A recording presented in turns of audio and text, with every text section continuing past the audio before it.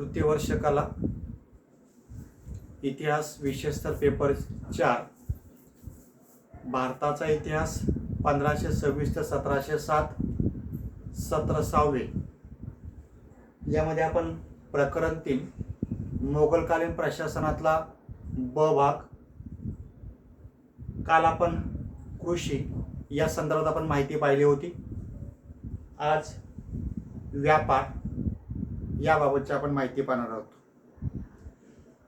मोगल कालखंडामध्ये भारतात व्यापार अंतर्गत क्षेत्रात आणि पाश्चात्य क्षेत्राशी परिपूर्ण झाला होता। अंतर्गत आणि परकीय व्यापारामुळे देशातील उद्योग आणि व्यवसायांचा मोठ्या प्रमाणात विकास झालेला होता। भारताचा व्यापार मुख्यतः अंतर्गत आणि परदेशी किंवा परकीय देशांशी व्यापारी संबंध होतेच। या काळामध्ये भारतामध्ये आयात केल्या जाणाऱ्या गोष्टीत प्रामुख्याने 3 प्रकारे वर्गीकरण करण्यात येते। यात क्रय वस्तू, कच्चा माल आणि चैनी वस्तू अशा 3 गटामध्ये किंवा या 3 स्वरूपात हा व्यापारी वस्तूंची विक्री खरेदी होत असे। क्रय वस्तूंमध्ये सोने, चांदी, घोडे यांचा समावेश होता। कच्च्या मालामध्ये कच्चं रेशीम, तांबे, जस्त, शिसे, पारा, हस्तिदंत यांचा समावेश होता। तर चैनीच्या वस्तूमध्ये उत्तम प्रतीचं रेशीम, मखमल, रत्ने, सुगंधी द्रव्य, मसाल्याचे पदार्थ, औषधी, चिनी मातीच्या वस्तू, युरोपियन दारू, आफ्रिकन गुलाम आणि इतरही काही दुर्मिळ वस्तूंचा समावेश होता। भारतातून निर्यात होणाऱ्या मालामध्ये रेशीम, सुती, कापड, मसाले, नीळ, अफू, साखर, तांदूळ इत्यादींचा समावेश होता। यामध्ये आपण आता अंतर्गत व्यापार याबाबतची आपण माहिती पाहणार आहोत। मोगल कालखंडामध्ये भारतातील व्यापार हा 3 स्वरूपात केला जात होता। समुद्र किनाऱ्याने जहाजातून चालणारा व्यापार, भारतातील प्रमुख नद्यांमधून केला जाणारा व्यापार आणि जमीन किंवा खुष्कीच्या मार्गाने केला जाणारा व्यापार। या कालखंडामध्ये व्यापाऱ्यांना सागरी मार्ग हा व्यापाराच्या दृष्टिकोनातून सोपा आणि सुरळीत व फायदेशीर होता। तसा खुष्कीच्या मार्गाने चालणारा व्यापार यात अनेक प्रकारची विज्ञानी बाधा येत असत, कारण की पक्क्या रस्त्यांची सोय त्या काळात नव्हती। वर्षभर वापरण्यासाठी एक प्रकारे चांगले रस्ते नव्हते। प्रवासाची आणि दळणवळणाची कोणत्याही प्रकारची साधन प्रगत नव्हती। यामुळे समुद्रातले व्यापार हा एक सोपा, सुरक्षित आणि फायदेशीर होता। यामध्ये समुद्र मार्गाने चालणाऱ्या व्यापारामध्ये हा सागरी व्यापार सप्टेंबर महिन्यापासून तर मे महिन्यापर्यंत हा व्यापार चालत असेल, कारण की या कालखंडामध्ये मान्सून हा बंद झाला असल्यामुळे सागरी व्यापाऱ्यांना व्यापार करताना किंवा सागरात असताना पावसाची भीती राहत नसे। व्यापारात फक्त चाचेगिरी किंवा लुटारूंचाच धोका होता, म्हणून मोगल काळामध्ये याबाबतची तशी संरक्षणाची व्यवस्था करण्यात आलेली आहे। देशाच्या पश्चिम किनाऱ्यावर संरक्षणाच्या दृष्टिकोनातून व्यवस्था करण्यात आलेली होती। उत्तरेमध्ये खंबाळत बंदरापासून दक्षिणेतील कोचीन बंदरापर्यंत व्यापारी जहाजांची ये-जा चालत असे। यानंतर पुढचा व्यापार म्हणजेच नद्यातून केला जाणारा व्यापार। मोगल कालखंडामध्ये भारतात प्रामुख्याने 4 प्रमुख ज्या काही नद्यातून जलवाहतूक होत असे। यामध्ये सिंधू नदीवरील मार्ग, गंगा नदीवरील मार्ग, तापी नदीवरील मार्ग आणि बंगालच्या त्रिभुज प्रदेशातील मार्ग। सहसा नद्यांमधील ज्या मोठ्या नद्या होत्या त्या मोठ्या नद्यांमधूनच मालाची वाहतूक केली जात असे किंवा ने-आण केली जात असे. अशा या मोठ्या नद्यांच्या किनाऱ्यावर प्रमुख शहरांमध्ये माल पोहोचवण्यासाठी नदी किनाऱ्यावर माल उतरणे आणि उतरवलेला माल बाजारपेठेपर्यंत पोहोचवण्याची व्यवस्था केली जात असे. विशेषतः करून त्या कालखंडामध्ये सिंधू ही भारतातली सर्वात मोठी आणि महत्त्वाची नदी असल्यामुळे तिच्या उपनद्यांच्या प्रदेशामध्ये सुद्धा व्यापार चालत असे.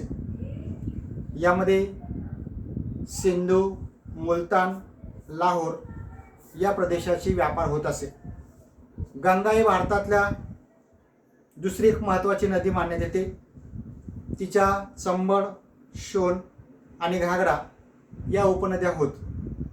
या नद्यांमुळे व्यापार हा मोठ्या प्रमाणात चालत असे.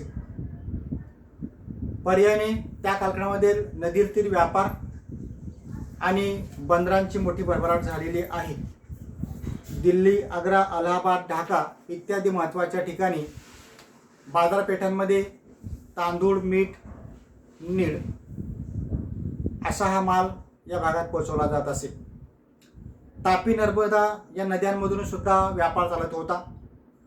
विशेषतः करून उत्तरेकडील खंबात बंदराशी तापी मार्ग सुरतवरून दळणवळणाची साधनं चालत असत. त्याचबरोबर माळवा, खानदेशातील ब्राह्मणपूर, उज्जैन मार्गाने खंबात बंदरात जाता येत असे. यानंतर पुढचा मार्ग म्हणजे जमिनीवरील मार्ग किंवा खुष्कीवरील मार्ग. मोगल कालखंडामध्ये आग्रा हे महत्त्वाचं एक केंद्र असल्यामुळे अनेक मार्गांनी हे साम्राज्य जोडले गेलेले होते. जलमार्गापेक्षा जमिनीवरील मार्ग व्यापार करण्याच्या दृष्टिकोनातून अत्यंत धोकादायक असला तरी मोगल राज्यकर्त्यांनी व्यापाऱ्यांना, प्रवाशांना सोयीची काळजी घेतलेली आहे. एकंदरीत मोगल सम्राट शेरशाहने या कार्यासाठी, जनहितासाठी अनेक रस्ते त्याने तयार केलेले होते. रस्त्याच्या दुतर्फा झाडी लावून व्यापाऱ्यांना मुक्कामासाठी धर्मशाळांचाही सोयी केलेल्या होत्या. अकबराने सुद्धा अशा प्रकारच्या सोयी सवलती व्यापाऱ्यांना पुरवलेल्या होत्या. धर्मशाळेत थांबल्यावर आणि रस्त्याने प्रवास करताना व्यापारी किंवा प्रवाशाला संरक्षणाच्या दृष्टिकोनातून कोतवाल नावाचा एक अधिकारी नेमलेला होता आणि असा कोतवाल अधिकारी रस्ते, बाजार सुरक्षित ठेवण्याचं काम तो करीत असे. या व्यतिरिक्त बाजारातील वजने, मापे यावरही तो लक्ष देत असे.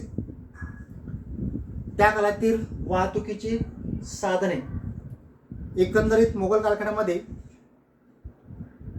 औद्योगिक केंद्रे, व्यापारी केंद्रे आणि साम्राज्यातील बंदरे यांना जोडणारे विविध प्रकारचे रस्ते होते. भारतात अंतर्गत आणि परकीय व्यापार मोठ्या प्रमाणात चालत होता. आग्रा दिल्ली हा भारतातील मध्यवर्ती व्यापारी मार्ग होता आणि हा मार्ग 5 वेगवेगळ्या मार्गांना जाऊन मिळत होता.